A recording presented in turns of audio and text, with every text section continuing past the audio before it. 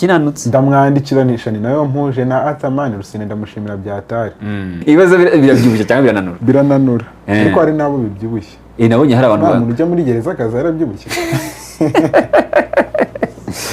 gusa zira mpungure zatumye wabonye Ndimbati yarananutse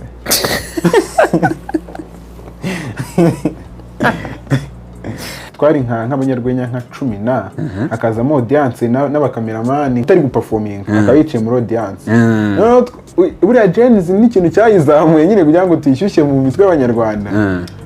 twagiraga akantu kavuga ngo umuntu nimba yabanjeho useke brage nawe ntago ari buseke yawe Merci yaduhuje na Ata mu buryo bwo kuduha akazi kandi uriya musaza ahimba amafaranga meza nuko adaheruka gukora man James nyine yangejeje kuri byinshi niko navuga